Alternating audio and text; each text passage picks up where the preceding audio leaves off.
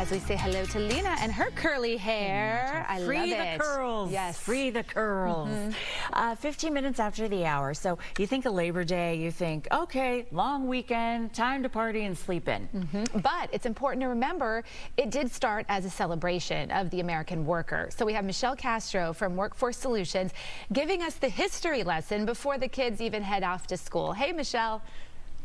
Good morning, ladies. Thank you so much for having me back. And, you know, I love Labor Day weekend. At Workforce Solutions, we really like to celebrate this because it's all about celebrating the American worker. You know, each and every one of us gets up and goes to work every day to support our families, to support the local employers, and to drive our economy forward. But many of us forget the true meaning of Labor Day. And I long used it too as my bookend to know when I needed to stop wearing my white shoes. But the reality is that this holiday is rooted in the Industrial Revolution. You know, it was back in the days when it was pretty common for people to work 12-hour days and work 7 days a week. And, you know, this was well before child labor laws. So it was okay at that time to let little kids as young as 6 or 7 work in factories and mines. And they did this because they could work cheaper than adults. And so, you know, in those early 1800s, workers got together and they used their collective power in the form of unions to advocate for things like fair wages, reasonable work hours, and basic safety standards, you know, things that we call OSHA today. And that first Labor Day was held back in 1882 to celebrate workers and workers' rights, and it was in New York City.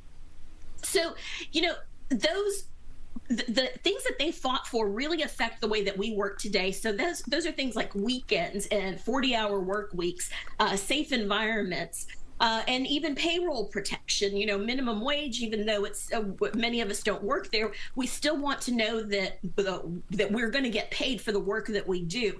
And, you know, speaking of unions, there's a couple of polls that came out just this week that are measuring the favorability of what people think about unions. And according to Gallup, unions are very much in favor right now. Upwards of 61% say that unions help the U.S. economy. This compared to 2009, when it was less than 40%. You know, and in southern states, we don't have a whole lot of unions, much like, or it's not as popular as it is in the North and the Northeast. But because of the writer's strike, we're hearing more about it. And it turns out that 72% of people are siding with the workers, the writers, over the studios. And here's the big thing that I found surprising. This is from a different survey, but it said that young people under the age of 30, 88% of them are pro-union. So it'll be really interesting to see how these young people who were born in the digital age are really connecting into what happened well over 100 years ago.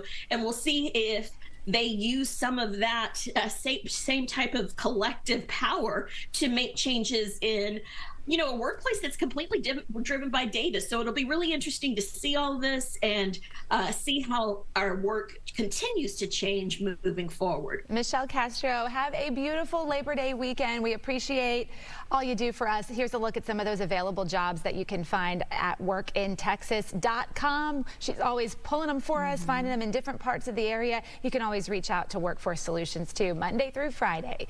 Have a great weekend, Michelle. You guys too. Thank you so much. Bye-bye. Our morning